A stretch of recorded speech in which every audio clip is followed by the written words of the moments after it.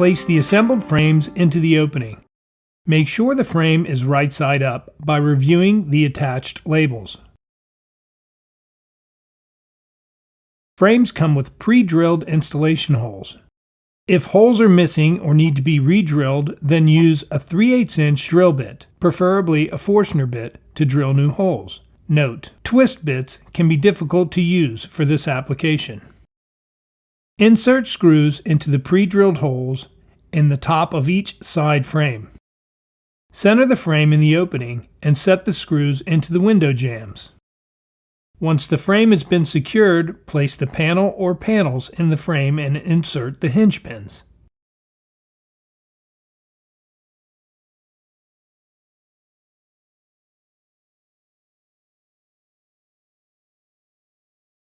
Move the bottom frame left or right until the panel or panels are level.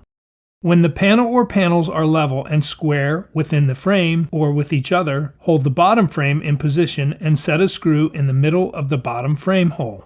Check the panel or panels to make sure the panels are level.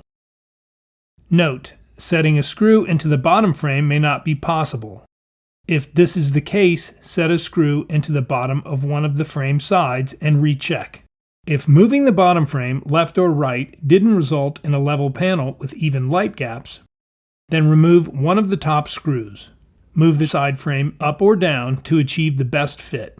If this doesn't resolve the issue, try moving the top frame left or right to achieve level panels. Once the panels are level, insert screws in the remaining holes and check again to ensure panels are level after every screw has been drilled into position. It is possible to over-tighten or under-tighten the installation screws, causing the frame to distort or not be straight.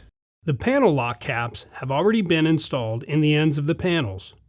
The wheel, or roller, can be adjusted to achieve the ideal height for locking into the shutter frame. If magnets were ordered, refer to the magnet and catch placement section of the Eclipse product manual.